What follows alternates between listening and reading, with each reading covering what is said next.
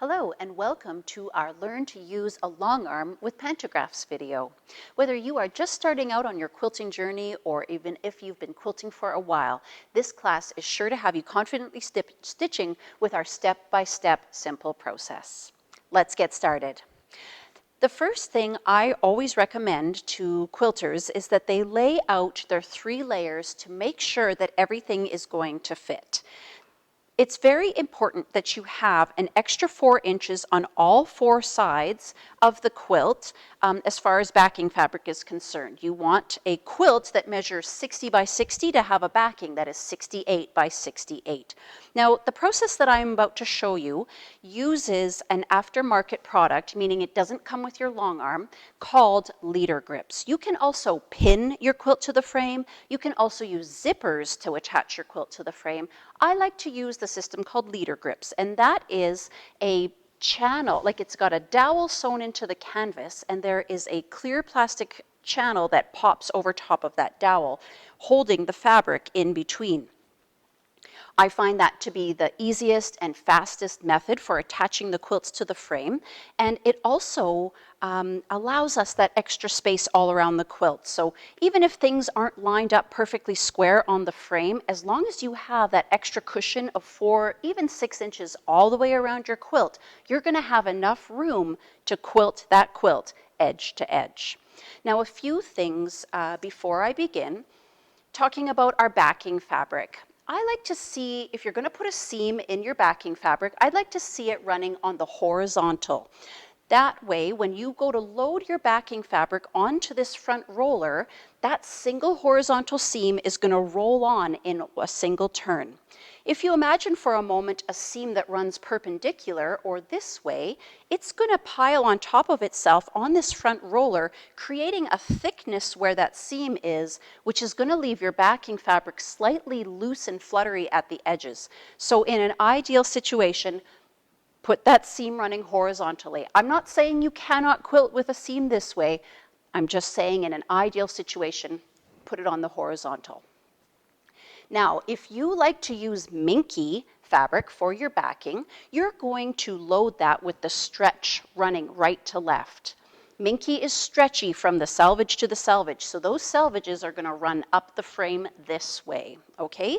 And that way you're not going to distort your backing from this direction, front to back, when you tighten up the rollers. We don't want any stretch in our backing fabric while we are quilting, because that's going to distort things and it's going to make your quilt top look all crunched up when it goes through the wash.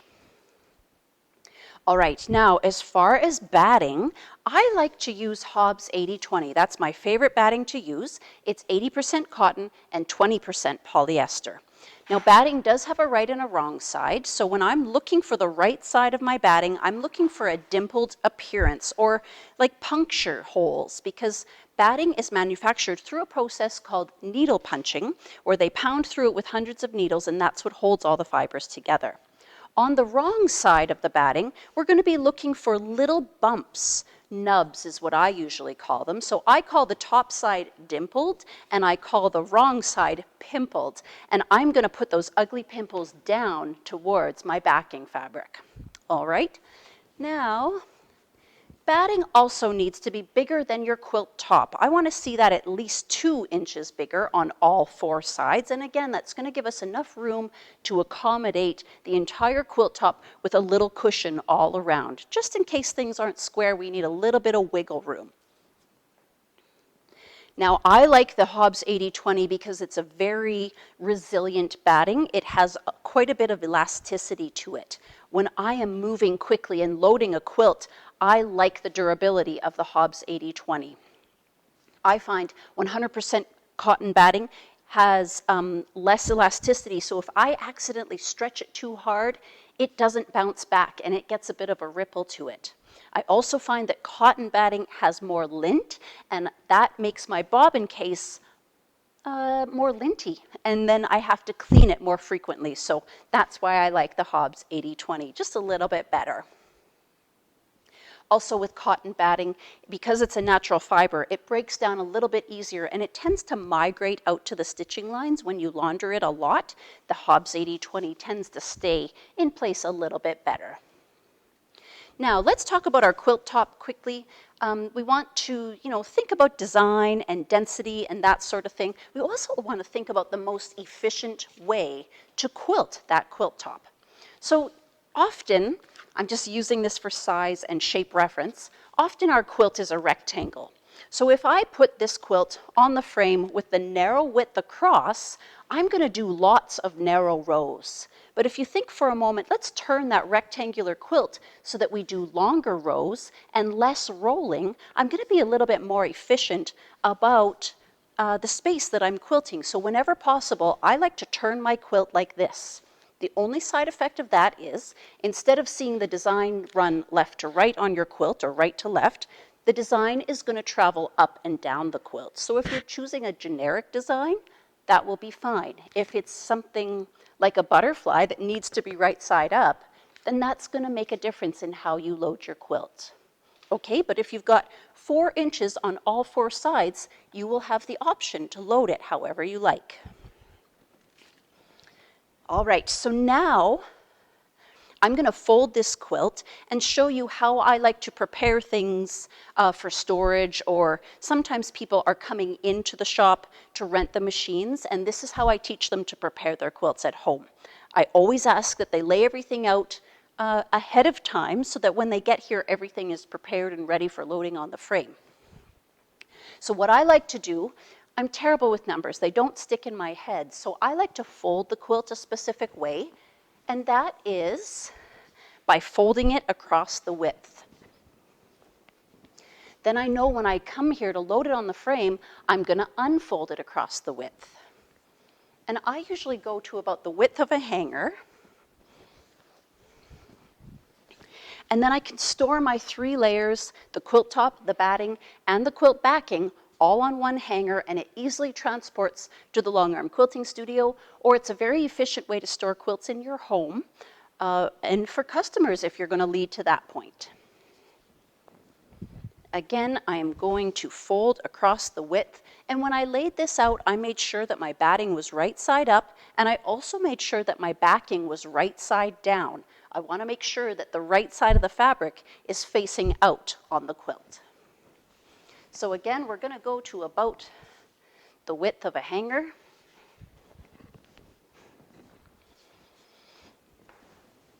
And then I'm just going to set that aside.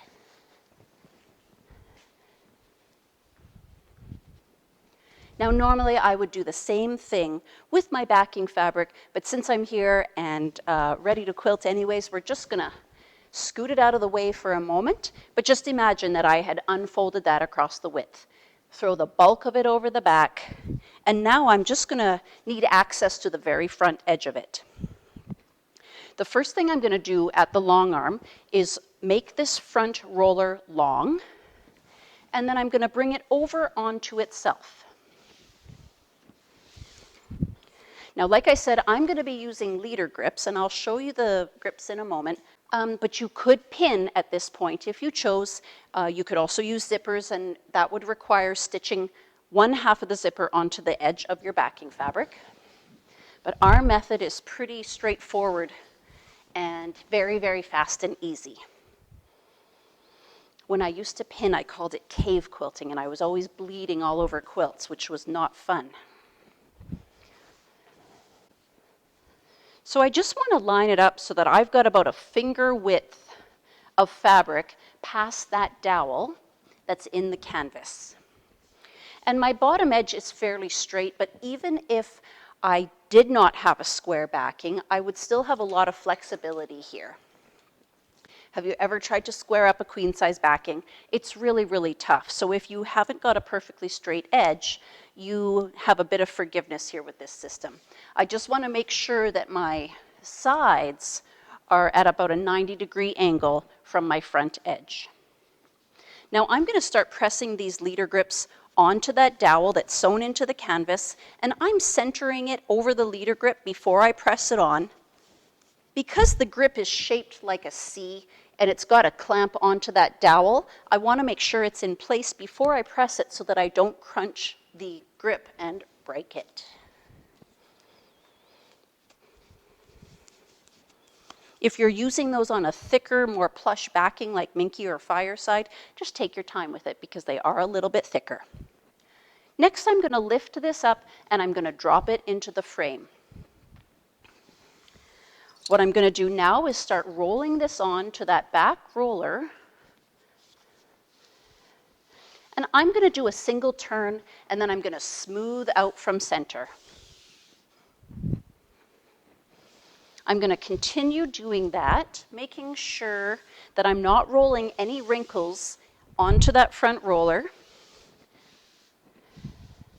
And I'm also making sure that my sides aren't starting to go in one direction or the other. I want them to stay fairly square to themselves. I can see that my cut is a bit crooked, so I'm not getting too upset about that movement there. All right, I'm going to continue rolling until that top edge almost falls off that back roller. I'll smooth here one more time.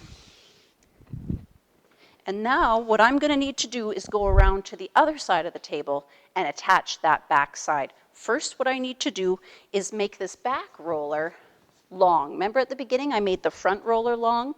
Now we're going to make this roller long.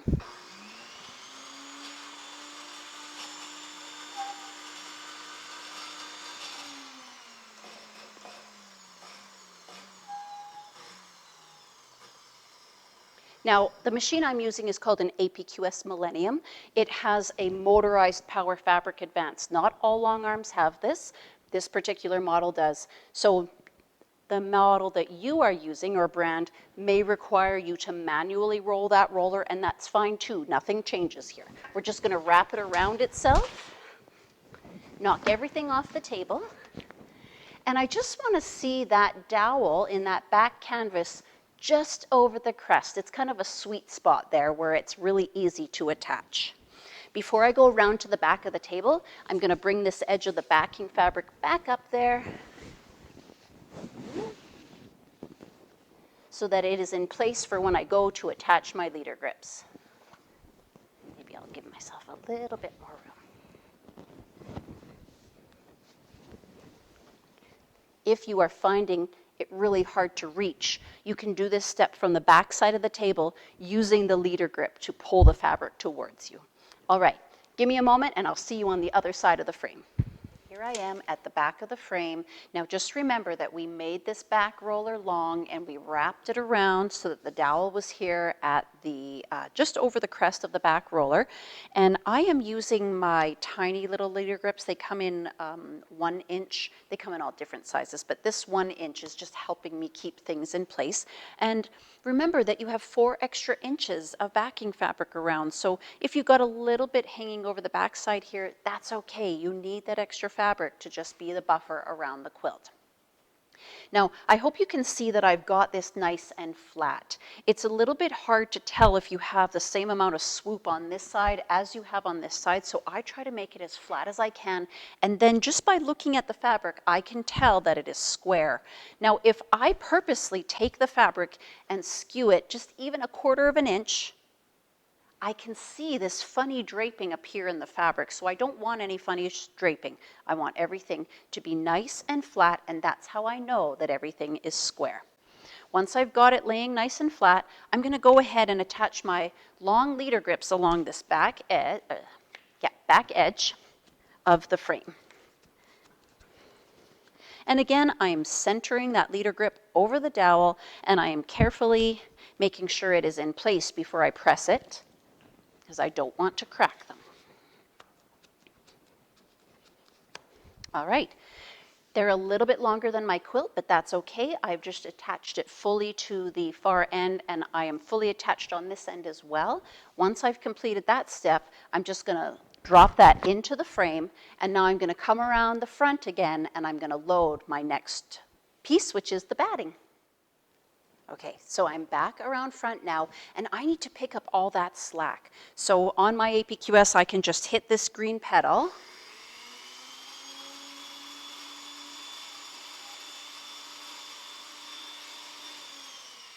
That's going to take up all the slack for me. Your machine might have a manual roll that you have to roll by hand. I have to roll everything forward by hand to make sure this surface gets nice and flat, but what I want to ensure is that my leader grip is past my white leveler bar and is right out of the way. I'll roll this all forward and I'll make sure that this clamp is locked on the side, the brake, so that I've got a nice flat surface. I'm not looking for a trampoline here, I'm just looking for a nice, comfortable, flat surface, a little bit tighter than it might lay on your bed. All right? Now that I have that finished, I can now load my batting. All right, so now I am ready to load my batting onto the frame here. If you remember, we folded it across the width. Now I'm going to unfold it across the width. And I'm just going to lay it out over my batting so that it is centered across the width of the backing fabric is what I meant to say there. I think I said batting, but... All right, so I'm going to lay this out, and I am looking for a space of about 2 fingers at the top edge there, in between the top edge of my batting and that leveler bar.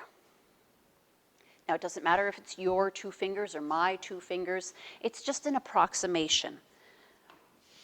What I'm going to do is smooth along this front roller. It helps things stay in place, and then I am going to grab this top edge and I'm going to accordion fold it.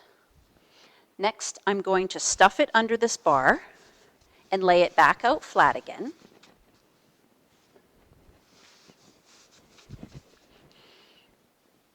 And this time, see, it's going to come right up to that bar.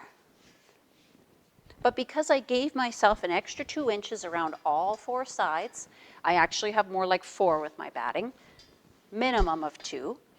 It's okay. I'm not going to be able to quilt right up against that bar. I'm going to be quilting more about here, so I need that little bit of extra just to ensure I've got enough space for my quilt top. Now I am ready to load my quilt top. And again, we folded that across the width. So I'm going to unfold it across the width. This time though, I'm looking for about 3 finger widths of space at the top. And I am just looking to center it over my batting and backing. I've got about the width of my hand on either side, so I'm pretty close to centered. And I am always looking at one of my horizontal seams in relation to my rollers to make sure that I'm fairly straight and square. I want to straighten before I bring this edge and stuff it under the bar, because once it's on the batting, it becomes a little bit harder to maneuver. So we want to maneuver things around while we still have a bit more freedom. Again, I'm going to smooth along that front roller, and I'm going to accordion fold the quilt top towards me. I'm going to stuff it under that bar and bring it up nice and flat.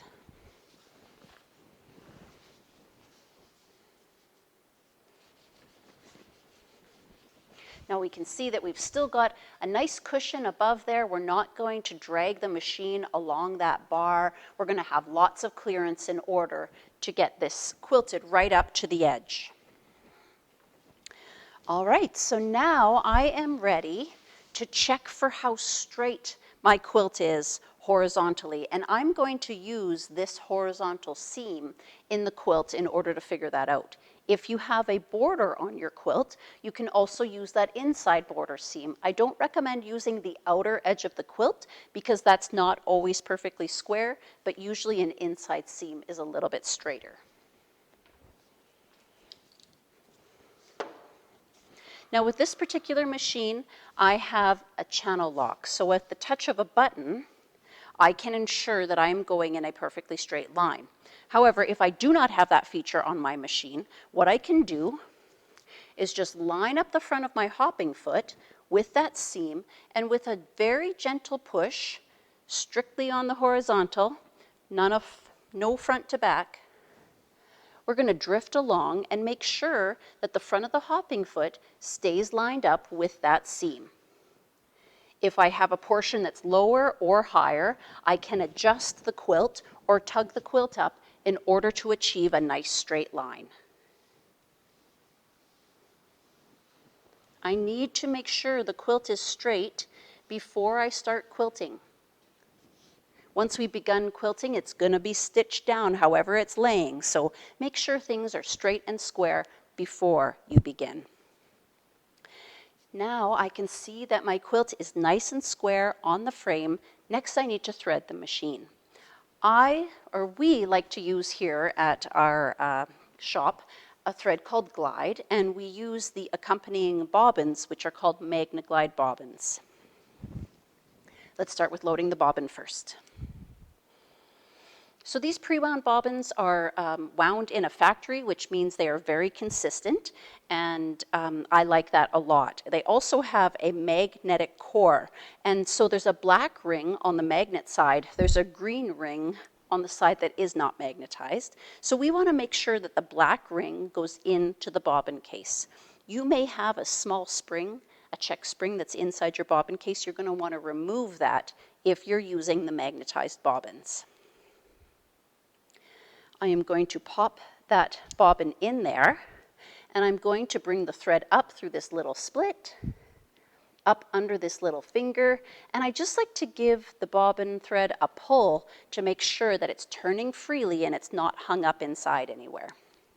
When I go to put this bobbin in the machine, I'm going to ensure that this little lever is flat and horizontal, and this little opening of the bobbin is going to be up. When I pop it into the bobbin case, I'm going to hear this lovely click sound. Honest. But you got to do it right. That click tells me that the bobbin is locked in place correctly. Now for the thread on the back side of the machine. When my renters come in here, sometimes it's really busy and we don't have the opportunity to run and help them. So what I've taught everybody to do is to cut the thread above the spool, tie the new thread onto the old thread, and just pull it straight through the entire thread path. This is what people do when they're threading their sergers. It's nice and convenient, and it makes the threading process really, really simple.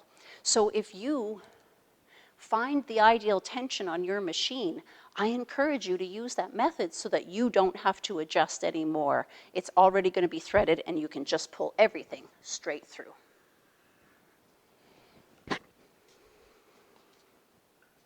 All right, now what I need to do is baste the outer edges of the quilt. I'm going to be following a pantograph today. That means I'll be following a line design with a laser light. I will be doing that from the back side of the machine. So let's say something horrible happens like that, and I catch the edge of the quilt. I may not notice that from the back of the machine, and I'm going to stitch all that down, and then I'm not going to be very happy about it. So I have to secure the edges of the quilt to make sure everything stays in place where I want it to. All right, so now we are ready to baste the edges of this quilt, and I am going to bring up my bobbin thread before I begin any stitching. I am lined up with the outer edge on both sides. I'm right up in the top left corner of the quilt, so I'm touching the side and I'm touching the top border with the outer edge of my hopping foot. The needle is 1/4 inch away from the edge of the hopping foot, so this line I'm about to stitch is about 1/4 inch in. What's great about that is that it's going to be hidden in my binding a little bit later. So I'm going to drop my needle, then I'm going to raise my needle, and I'm going to move the machine away, and that's going to bring up my bobbin thread. The reason I bring my bobbin thread up is because I don't want any thread hanging out the bottom of the quilt to catch in the wheels or the carriage and give me trouble. Now, notice that my thread was not under the hopping foot, but now that I've brought up my bobbin, it created this little loop, so I can pull that thread so that it's now under the hopping foot. I'm going to hold my bobbin and my top thread nice and taut in my hand, and I'm going to go back to that spot, and I'm just going to press the needle down, needle up button in order to create several little locking stitches. I'm going to move slightly in between each stitch so that I am forming a true stitch, not just stitching up and down in the same spot. My preference at this point is to cut my tails, but leave them a good 2 inches long or so. When I start up the machine, the mechanics of the machine are going to pull those threads, and I want there to be a little bit of space for the pull so it doesn't break my thread or rip it out of the quilt. Now my goal is to come down this left side of the quilt. So I want you to watch how I manipulate the fabric with my hands in order to make sure that the fabric stays nice and flat so that it's easy to stitch over. I'm going to turn on the machine and start moving towards myself. Do you see how we start to get a little bubble in front of the hopping foot almost immediately? I'm going to counteract that by pulling back behind the hopping foot. I never want you pulling here, always pull behind. Just going to come down the side in little chunks, taking my time. All right, I cannot come any further. Let's turn the machine off. And now I'm going to lock the end of that thread path to make sure that my stitches stay where I've put them. Once I've finished my stitches, I'm going to move away into the quilt and I'm going to hook that thread. Note that's probably a good 10 inches or so. Then we're going to come back to where we left off, drop the needle, raise the needle, and I'm keeping that thread tight throughout that. When I move away again, that's going to bring up my bobbin. Don't even try to make any sense of that. Just grab it all and snip it right at the surface.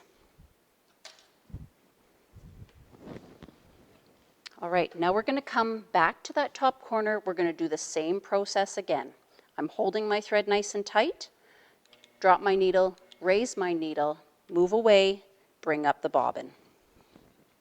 Let's hold both of those thread tails nice and tight, and I'm going to do tiny locking stitches. Again, I'm moving just a smidge in between, and I'm going to finish with my needle down. If I have to stop the machine at any point at all, it will stop with the needle down, and that's going to hold my place for me. Now as I move to the right, my pressure will be off to the left. I'm always creating that pressure by pushing in the direction opposite of the machine's movement.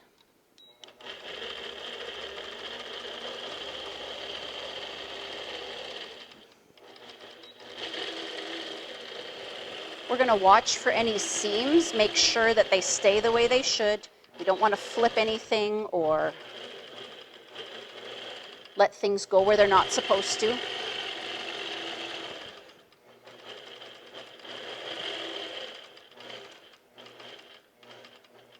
See how that's trying to fold under there? You can keep it in place with the tip of your finger, being very, very careful not to stitch over yourself.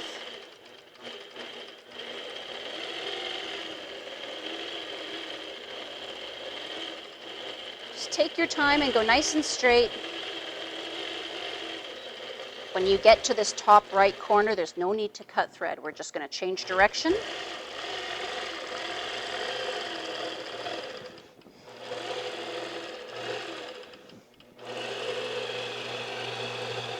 And finish off the side of the quilt. Now that we cannot come any further, I'm going to turn the machine off and I'm going to finish off with tiny locking stitches. We're going to move away, hook that thread and come back, drop the needle, raise the needle, and move away once more. Again, there's my bobbin thread. Don't even fight with it. Just gather it all, snip it right at the surface. All right, next we need to go and line up our pantograph at the back of the machine. All right, so here we are at the back of the machine, and now we need to line up our pantograph design. You can see I've got the paper pantograph laid out already, and I've got a plastic cover over my pantograph paper, which is nice because I can edit the design with a dry erase marker. And that's just a feature that comes with the APQS machines. The benefit to using a pantograph when we are first starting out in particular is that it gives us a consistent design to follow. Consistent in shape, consistent in size. You're never going to trap yourself like we can with free motion quilting. So that's why I love pantographs, is because it gives us instant proficiency, a line to follow. Very little thought or planning is required. We just quilt from point A to point B, and before we know it, we are done. So that is the plus about pantographs. The first thing we need to do when we are about to line up the design is I need to drop my needle in this top corner of the quilt, the same corner where we were bringing up the bobbin and beginning the stitching. So I'm going to bring the needle right into that corner and I'm going to drop the needle there. Now, when we look at the laser light back here, I want you to imagine that this is the needle and this is the quilt. The laser light represents the needle back here on the table. So I need to position the laser light so that it includes the entire dark design. We're going to be stitching this dark path, and the lighter paths are here for realignment purposes, and we'll talk more about that in a moment. What I'm going to do first is take a piece of painter's tape, and I'm going to lay it on the vertical line where my laser light is laying. I'm going to turn it around so I don't have that dot there. This represents the side edge of the quilt. So if I look at the physical quilt, this is what my tape represents, but back here on this pantograph plastic. Now I can see I've got a single entry point. I'm just going to ignore this little guy here. In fact, I could scoot this over a wee bit, and this is going to be the point where I begin. So I'm going to put a little dot right there. That's going to be where I bring up my bobbin, and that's going to be where I lock my stitches. So I like to leave myself a little note. I'm going to pull my bobbin first, and then I'm going to lock my stitches. Sometimes I'll even put a 1 and a 2 for my renters, just so that they remember the steps. Now what I can see here, if I imagine an invisible line coming out from the laser light, this is the top edge of my quilt, just like I see up here. All right, so I'm just trying to imagine what the top edge is going to look like. Do you see anything wrong right here? What I see is that this is going to go off the top edge of the quilt. So what I'm going to do is move my laser light up or towards myself a little bit so that I'm not going to cut off any of that design. In fact, what I would like is a little bit of a space between the top edge and where my actual stitching is. Then I've still got room for my binding, and that's not going to compromise my stitching at all. So now I've got my starting point figured out. Now let's go down to the far end of the table and figure out our ending point. Remember to raise that needle before you go moving the machine. We're going to bring it down here to the far end. I'm going to do the same thing, but at this end of the table. I'm going to drop that needle in the top corner of the quilt. Again, I'm just trying to create like an XY axis of sorts so that I can figure out where the edges of my quilt are going to be. I've got another piece of painter's tape down at this end, and I'm going to lay that out on the vertical line again where my laser light is laying. Now that I've marked that, I can actually scoot the machine out of my way, raise the needle first, don't forget. And what I see here is that the dark design is going to come along nicely and it's going to end right here. But I've also got this chunk down here that will be left open and unquilted. So because I've got a dry erase marker, instead what I'm going to do is reroute the pattern. I will scoot around like that. I'm going to make this a wee bit smaller. Make this a wee bit smaller, and I am going to end right here. So that's the benefit to using your dry erase marker over the pantograph plastic. It gives you the ability to edit where needed. Now remember at the end there when I made myself little notes? With the pulling up of your bobbin thread, we switched the order of operations. So down at this end, the first step I'm going to do is lock, and the second step I'm going to do is pull my bobbin. So that's why I leave those little love notes on the plastic so that we can remember the steps without getting confused. All right, the next thing I need to do is make realignment marks for myself, and don't worry about this for now. We're going to come back and talk about this in a bit, but for now, I'm going to find the lowest point of the design From this perspective, it looks like the highest point of the design. And I'm going to put a dot there with the number 1. Now, when I look at this repeat, I want to find the exact same spot on the lighter colored portion, and I'm going to put a dot there with the number 2. What we're going to do later is drop our needle at 1, we're going to roll the whole quilt forward until we get to 2. But don't worry, I'll give you more clarity on that in just a few minutes. All right, so here we are at the back of the machine. We've basted our quilt, we've lined up our pantograph, and we are now ready to begin stitching. There's a few little tips that I want to share with you before you begin.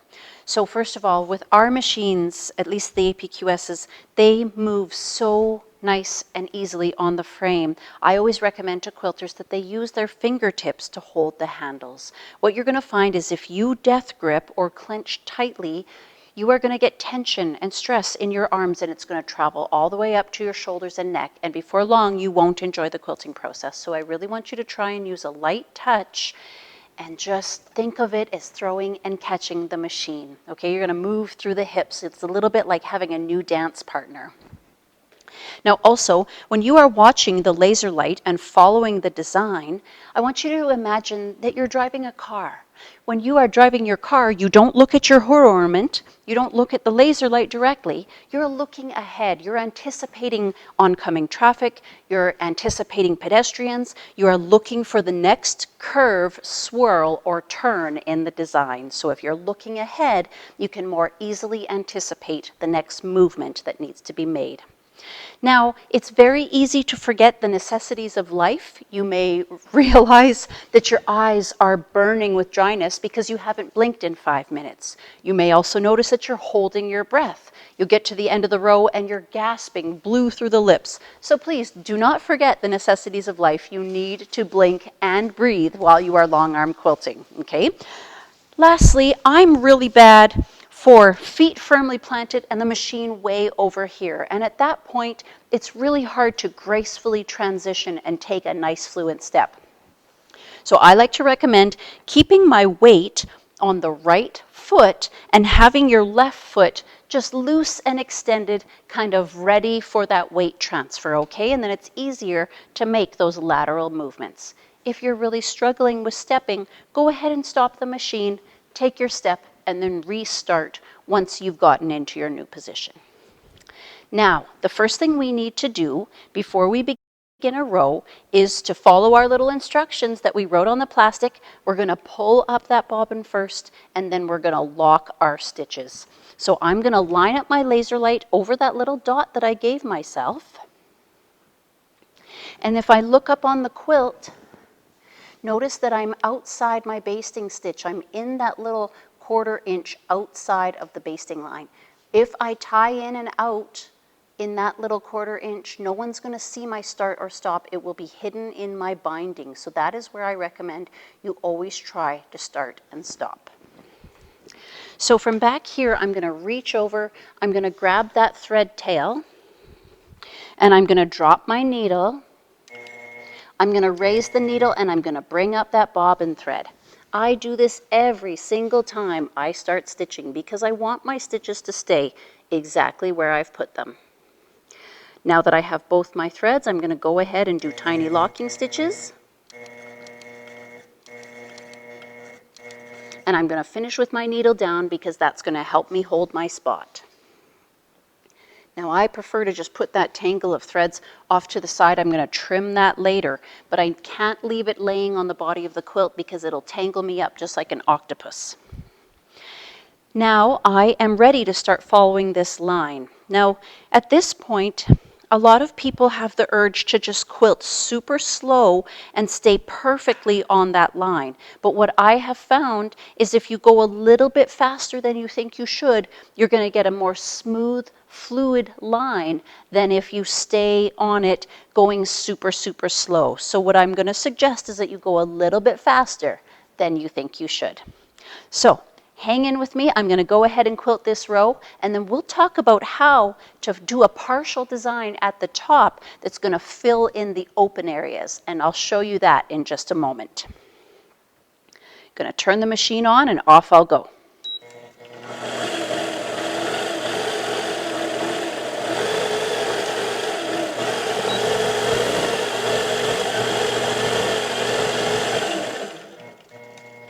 All right, I hope you noticed there that I really did leave the line, but by going back to it nice and smooth rather than jerking the machine quickly, it is going to leave my design looking nice and smooth rather than getting crooks or jags. Now that I've done just a tiny little bit, what I'm going to do is scratch the underside of the quilt. I'm going to run my fingernail along those stitches on the bottom, and in all honesty, I probably should have done this in the basting stitches where it isn't as crucial, but I want to check my tension as early as possible so that I'm not stitching a whole bunch of the quilt with poor tension. Just by looking at the stitches, I can see that on top they look good. If I scratched the bottom and I felt any sort of tick, tick, tick under my fingernail, I would know that my tension was poor and I would need to use my tension dial to make adjustments. Just for your knowledge, if you need to tighten your top thread, you're going to turn this dial to the right. Right is tight. If you need to loosen your top thread, you're going to turn that dial to the left because left is loose. All right, let's keep going. Go ahead and watch. I want you to see how not perfectly I follow this. This is a guideline. This is not set in stone, and no one is ever going to be standing beside you with this piece of paper pointing out exactly how it looked. Try to stay smooth and fluid. That is your biggest goal when you are pantograph quilting.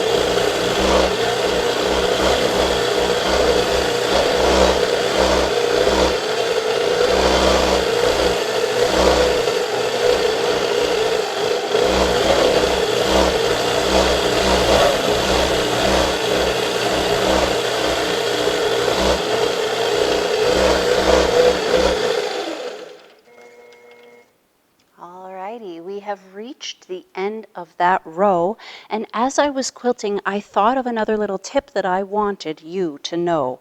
As I am stitching, I am so focused on this design here on the table, I rarely even look up at the quilt. Now, what if my thread or bobbin were to break throughout that process? A little trick that I have learned over the years is to be aware of this thread moving right here out of the corner of my eye. I'm right here, I'm right beside it. I'm aware of it moving as I stitch on the quilt. If this thread stops, something's wrong up here. You need to stop the machine and go up front and figure out, has the thread broken? Have I run out of bobbin? That sort of thing. And then you can just tie in again and carry on. But now that I've reached the end of this quilt, I want you to see how I've stopped right in that little 1/4 inch. Again, I've got that little lip outside my basting line. So I've stopped the machine there. I'm going to take several tiny little locking stitches. I usually do about 4, and then I'm going to finish with the needle up. I'm going to move the machine into the quilt. I'm going to hook that thread, and we're going to come back to where we left off. Let's drop that needle once more, raise it, and when I move away, that's my bobbin thread right there. Again, don't fight with it. Don't try to make any sense of it. Just grab it all into one hand and give it a little snip. All right, so now I need you to come over here and take a little look. I have these open areas along the top edge of the quilt, and this only happens on the top edge, maybe the bottom edge, but this won't happen in the middle of the quilt. Hopefully you can see how there's no thread there. So now let's take a look at the back of the table, the design on the paper. This is what I'm talking about right here. I've stitched all the dark, but now I've got this little open area here where there's no stitching. So we're going to get our dry erase marker once more, and I'm going to draw a line on the plastic here that represents the top border of the quilt. Remember at the beginning when we were lining up our panto and I started to draw this imaginary line? We're going to continue drawing that line across the table. So how I do that is I line up my needle with the top edge of the quilt, and I can see back here on the plastic where that needle is represented by the laser light. I'm going to drift across a little bit at a time, and I'm going to continue drawing that line, that horizontal line that represents the top edge of my quilt. I do it accurate to the quilt because sometimes the top edge is not perfectly straight or square, and this way I can compensate for any humility or error that's in the quilt. I'm not perfect. I don't expect my quilts to be perfect. So this way I can make up for any of my mistakes or shortage of fabric, whatever caused it. So like I said, we'll just continue drifting across, lining up the needle with that top edge of the quilt, and I call this a partial design. It's highly likely that we'll encounter a similar situation at the bottom of the quilt, where we will need to do either a partial row or a fill, just like we're doing right now. It's pretty rare to do an exact number of rows, so at some point you're going to have to edit something somewhere. Now let's scoot on back to the far right. I'm not going to advance the quilt yet, so we're going to use those 1 and 2 in just a moment, but what I'm going to do is quilt now this lighter colored portion of the design that is above the line. So I'm going to come in and quilt this little guy here, then I'm going to drift across on that line. I'm not going to do these tiny little guys. I'll just stitch straight across, and then I'm going to jump in up here and do those little double headers. I'm going to use my basting stitch as a travel line again and carry on. So let me show you how that looks. Again, we're going to drop the needle and bring up that bobbin. We're going to do tiny little locking stitches.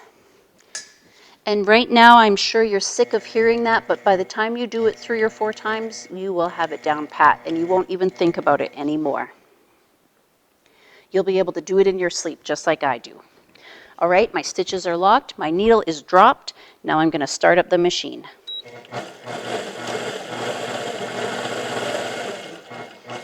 Travel to the left, jump back in,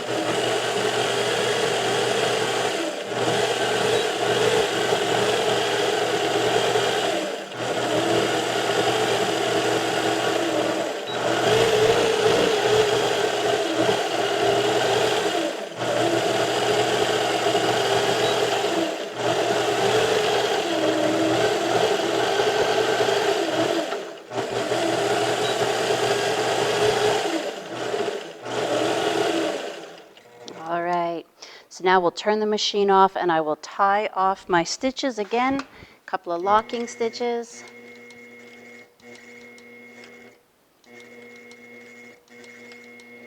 Now the reason I travel in the basting stitch there is so that I don't have to tie in and tie out every single time. I could do that, but it would be a lot of cutting the threads. So let's just use that travel line, the basting line to travel, and that saves us a little bit of trouble. All right, so now we are at the point where we need to advance the quilt.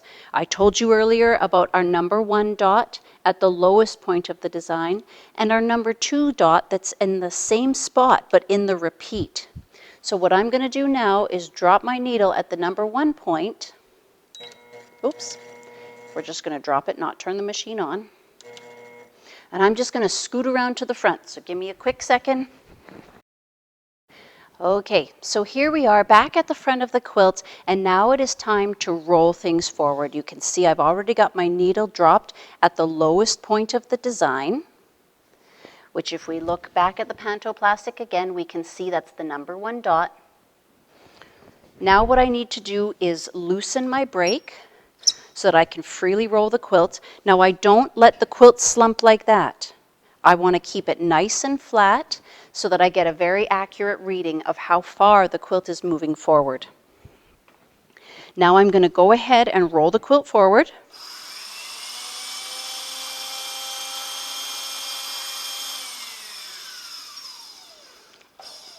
And I want to stop right on that number 2.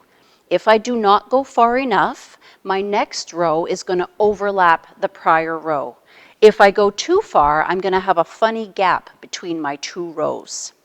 So it's best to stop as close to that number 2 point as possible. Now what I need to do is make sure that I am preventing pleats, tucks, and wrinkles. I don't want any funny business going on the back side of my quilt. Oh, that's all bobbin thread, darn. So how I'm going to do that is by tugging on the side of the backing fabric. So I'm only grabbing the backing, not the batting. I'm just going to gently tug out to the right. I'm going to repeat that same process on the left-hand side, grabbing the backing fabric only and gently tugging out to the left. Now what I want to do is go to the front of the machine, and I am going to grab the batting and the quilt top. I am gently going to tug those 2 layers towards myself, shoulder width apart and straight towards me. I'm going to make my way across the frame, gently tugging everything nice and flat. I never want to do that on an angle because it's going to start skewing the quilt so that it is not square. We want to make sure that everything stays nice and straight. I'm even looking past the frame up to that prior row that I just did to make sure that everything looks nice and straight. You want to have a look at your seams. Make sure those are all sitting the way you want them so that nothing gets quilted down on the diagonal or a little bit wonky. And lastly, what I like to do is run my hand over the bed of the frame to feel if the batting is flat. I may not see it, but I certainly will feel it. And once you quilt in a wrinkle, it's going to be a pain in the butt to get rid of it.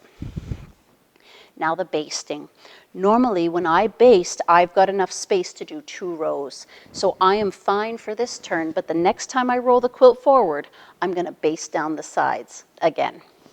Now let's go around to the back. We're going to quilt another row.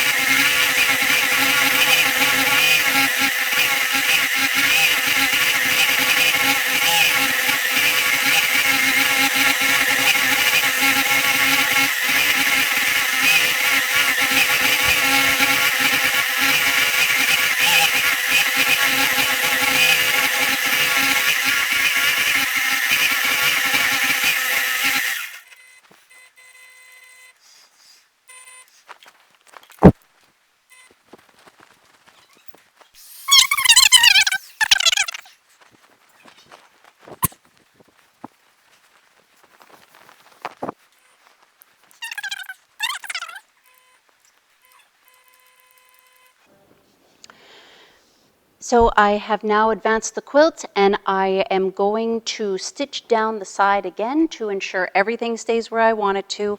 I've pulled up my bobbin, I've done some locking stitches, and now I'm going to go ahead and stitch down the side.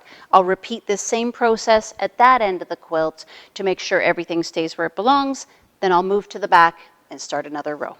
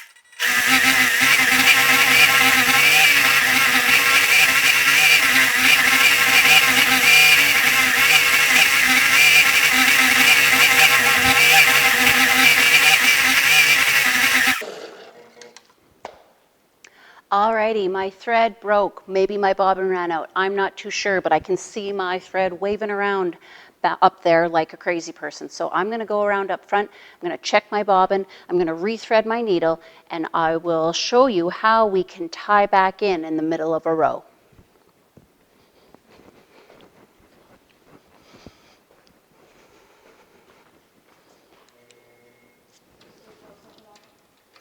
I would suggest yes.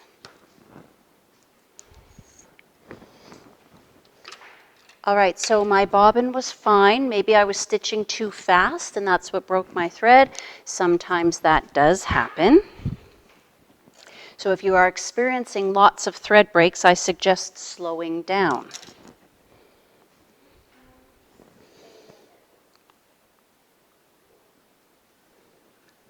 All right, I've just threaded the needle, and sometimes people tell me they have a hard time threading the needle. So what I suggest, down the front of your needle is a groove, and it leads right to the eye of the needle. What I usually try to do is trim my thread so that I'm not dealing with two separate little ends that are hard to deal with. I snip it really quick and on a little bit of an angle, and then I just run it down that groove of the needle, and it will literally pop right through the eye if I just run it down that groove. So that makes it a little bit easier for you.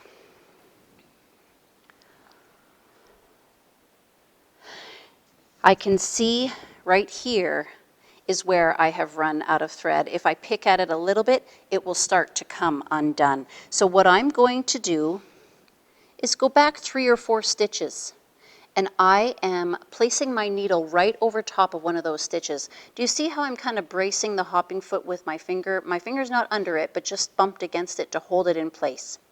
I'm going to drop the needle, and I'm going to bring it up, and I'm going to bring up that bobbin just like I do at the beginning of any ordinary row. Let's hold both of those thread tails nice and tight, and I hope you can see that I am right in there with the old stitches. My goal now is to needle up and down over those old stitches, moving slightly, and I'm going to lock the old and the new at the same time. Now I did it on kind of a lighter portion of the fabric with my lighter colored thread so that it is discreet. You won't really be able to see where that start and stop is.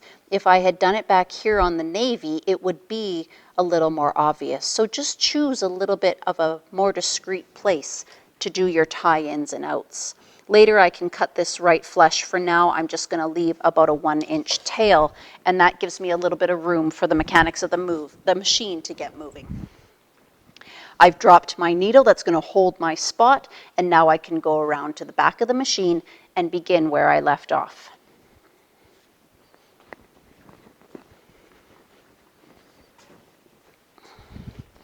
All right, let's finish up this row.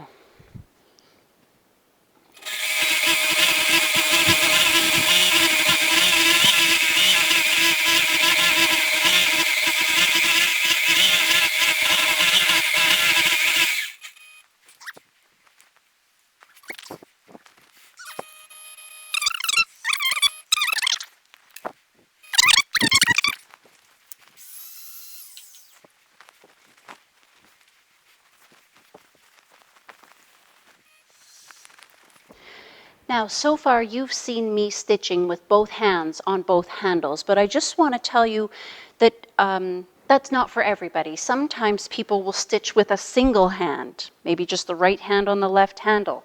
I've got other renters who like to hold the bar here and give themselves a bit of support while they stitch with one hand. I've got yet another renter who is literally one with the machine the whole time she's stitching. My point is that you are going to find what works for you. Just because you see me stitching with both hands on both handles doesn't mean that's what's best for you. You're going to also find that you have one hand that leads more than the other. I'm right-handed, so I let the right hand drive. If I start giving the left hand too much power, it starts to feel like my hands are fighting. So if you have one hand that's more dominant than the other, let it drive, let the other hand support.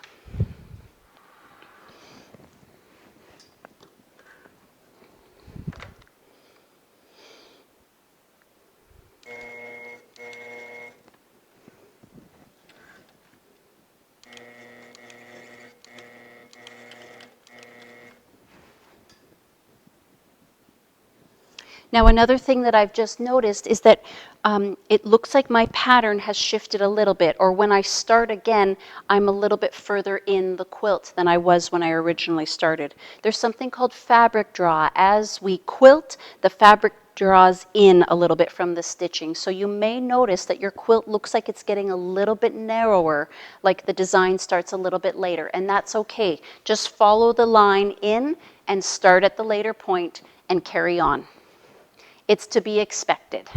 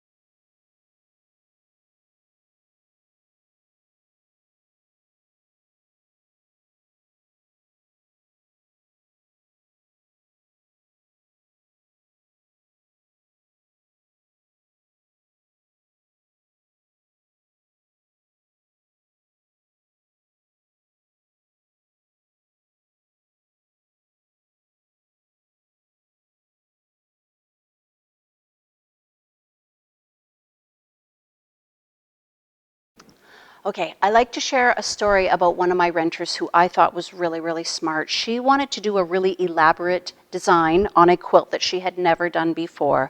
So we loaded up her backing fabric, and she made her backing fabric about 20 inches too long. And instead of loading the top, we loaded a scrap piece of muslin. So her batting was also 20 inches too long. We loaded the muslin along the top edge of the frame there and loaded her complicated design, and the renter stitched over that once, twice, 3, 4, 5 times until she felt like she got it. All practicing, no rolling forward, just back and forth again over that same design. Then, when she felt confident, we rolled that muslin forward and we loaded the actual quilt, basted around the top edge, and she began quilting it. It turned out beautifully, and we just chopped off that muslin practice piece at the top of the quilt, and then she was just left with all beautiful, well-practiced stitches. So I like to share that idea with new quilters so that they can save time by practicing a new design without committing to an actual quilt, because you can get rid of that practice piece and no one will ever even know that that was your first time stitching that design.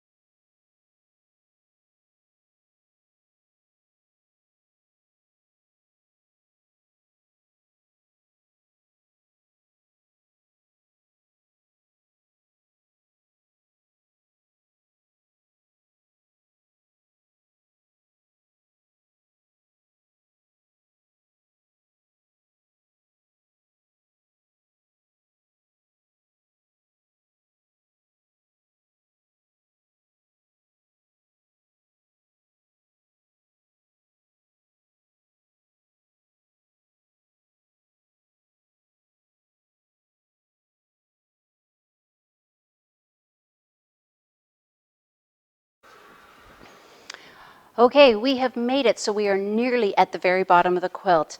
Now I'm going to baste that whole bottom edge at the front of the machine, and so just give me a moment to roll the quilt forward and get around there. We're going to drop our needle at that lowest point, and that's the number 1 dot on the plastic back there. I'm going to roll this forward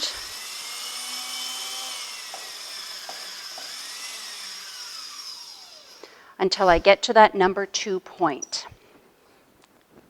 Now I've got lots and lots of backing fabric left. That's a really good thing.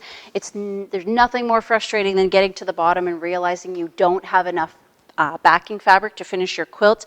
Of course, you can take it off and put it back on. That's what makes the leader grips really great, is if you have to do something like that. But luckily I did it right the first time, and I've got loads of room to finish my quilt. Now I have to baste this bottom edge. So I'm going to go back over to this side. I'm going to start where I left off, come down, scoot across, and just come right back up the remainder here on the right-hand side. Then I know that everything is locked in place, and I'm not going to have to worry about anything flipping over.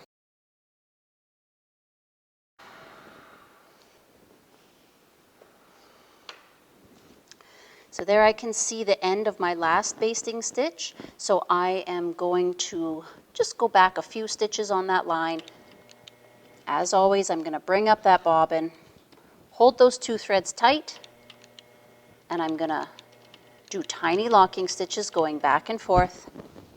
Then we're just going to scoot down this little bit of the left side that's remaining.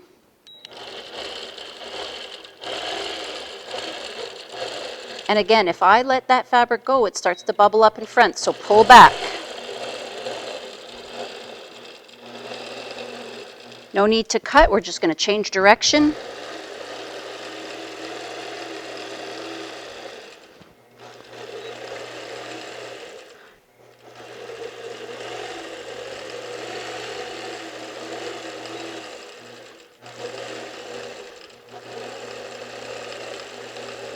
So the more pressure I put on the left side here, the flatter everything's going to lay to the right. You learn to manipulate fabric really well when you're a long arm quilter.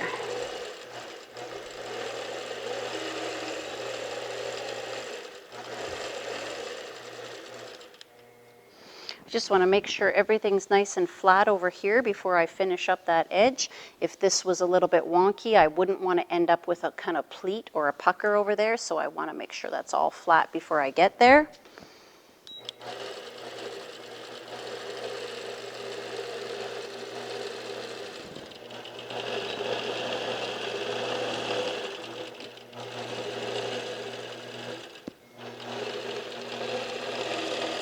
This is the only time I want to see you pulling in front of the hopping foot. All right, so I have now reached where my basting left off on this side. I'm going to turn off the machine and do tiny locking stitches. Keep all my hard work where I've put it. Move away, hook it, come back, needle down, needle up, and there comes my bobbin. Trim that all right at the surface. So what I'm going to show you now, I'm going to put my laser light over the number 1 spot. That's the lowest point of the current design. All right, so that's all going to fit. Now I'm going to have you look where number 1 lands on the quilt. I'm going to have this much space left at the bottom of the quilt without design. So what I'm going to have to do is stitch or mark that bottom edge, and I'm going to have to quilt down into that repeat down below. So I'm going to go ahead and do that now, and then I can just stitch up these last 2 rows kind of in one shot. This is the opposite of the partial design we did at the top.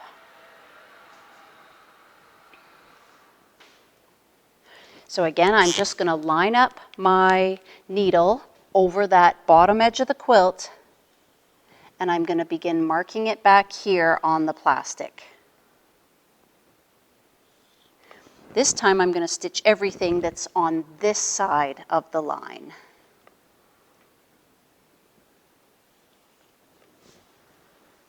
And this is how we would do a partial row to finish off our quilt.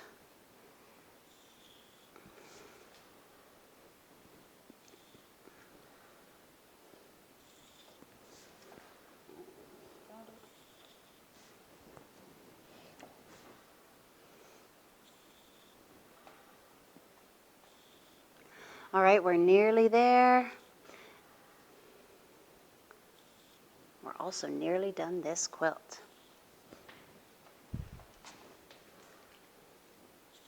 I'm going to end up marking right into my words that I wrote for myself, but that's okay. And then I'm just going to draw that line that comes up to meet the green tape. So just to be clear here, first I'm going to stitch this last row. Then I'm going to go in and I'm going to follow this lighter colored design that's going to fill in that last little bit at the bottom edge of the quilt. All right, let's go ahead and stitch that, and then I'll show you how we remove this quilt from the frame.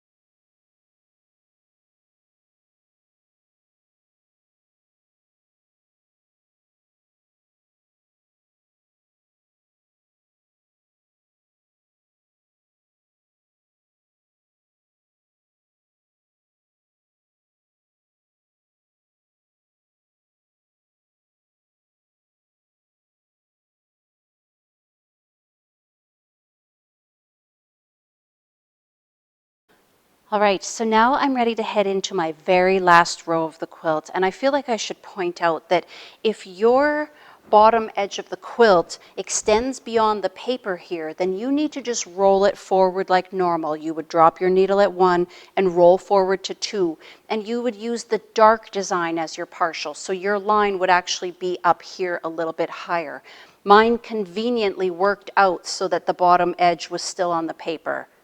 But if that is not the case, let's say your quilt ends up here, then you're going to roll the quilt forward like normal and draw that bottom edge of the quilt a little bit further up, okay? Now I am ready to stitch this final little bit. It's the lighter colored design. I'm going to start right back here at the beginning, and I'm going to stitch everything that's on my side of the line. So I'm going to start right here. And I'm going to do my tie-in like I always do, bring up the bobbin, do tiny locking stitches.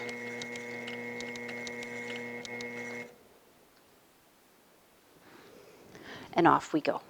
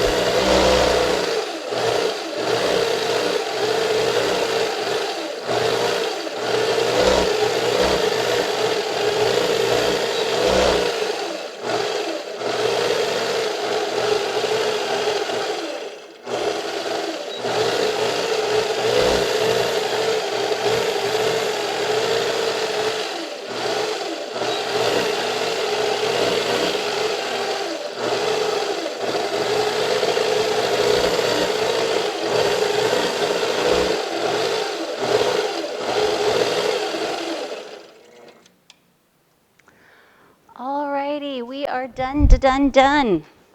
So I'm just going to head around front. I'm going to tie off my stitches. Tiny, tiny locking stitches. Move away, hook that thread, and come back one final time. Drop that needle and raise it. We're going to trim that thread. All right, now that the quilt is completed, the next thing we have to do is remove it from the frame. Got a few extra threads here to trim up.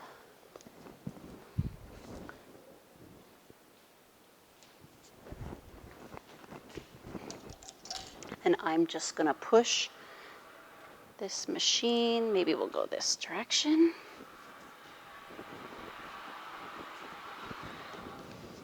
Keep it right out of the way.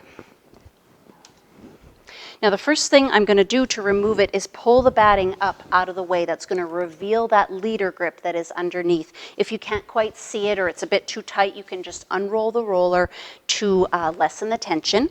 And we're just going to pull those leader grips right off. So fast and easy and way less dangerous than pins. Set those aside. Now I'm going to reverse the quilt right off that roller. And if you have a motorized system like me, you can just let it pile on top of itself.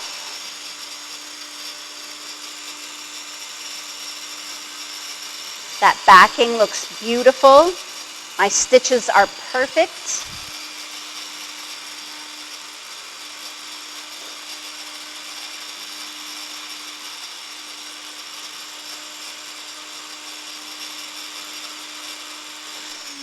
But speaking of backing and perfect stitches, one thing I did forget to mention when I changed my bobbin is that you should always check your tension again after a bobbin change. Just in case you don't load it correctly, you want to check those stitches right away to make sure that your new stitching is as perfect as the previous. So always check your stitches, your tension, right after a bobbin change. All right, remove those leader grips on the top edge as well and get them out of the way. And now I can have a look at my hard work.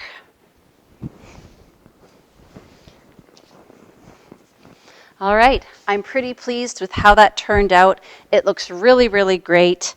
I hope you enjoyed this video on learning to use a long arm with Pantographs.